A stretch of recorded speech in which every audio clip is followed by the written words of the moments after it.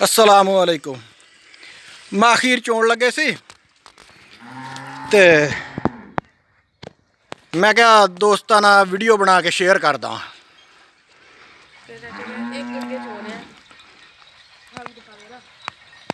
ओ लगा है माखीर उत्ते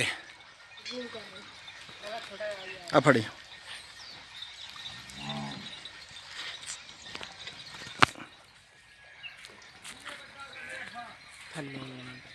है नु छली ना छेड़ियो।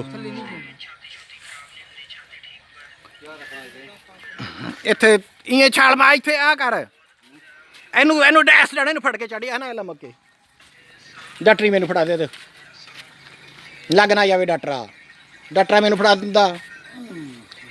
अब बुढ़ा बंदा देखो माशाल्लाह तकड़ा हले माखीर किदा चोन दिया वा। तकरीबन 60 साल उम्र आ।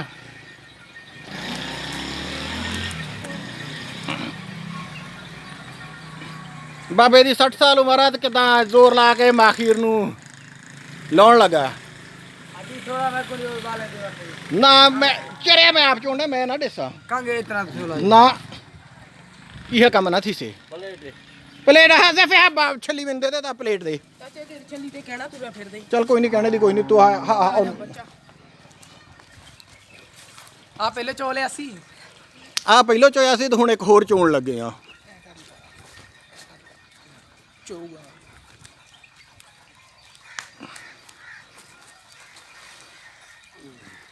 देखो बाबे ने बीड़ी भी नहीं लाई उमरिया फड़ी बाबे ने बीड़ी एनु तानु करा कर तान करे मक्खी डाल मम तेली बीड़ी लाला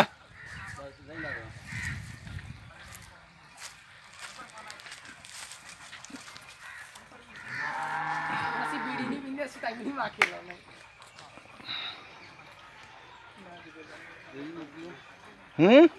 वीडियो मुकी हो चल कोई नहीं बीड़ियां दा 100 रुपया तेन फेक दिन दे दूंगा।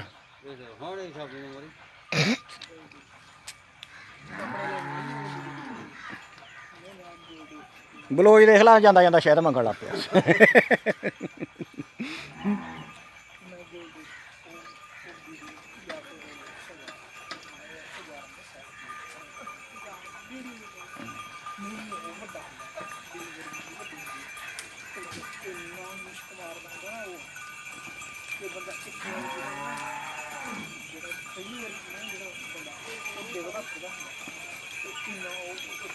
इधर हो जा न्याणे मक्खियां नाल लड़ जान।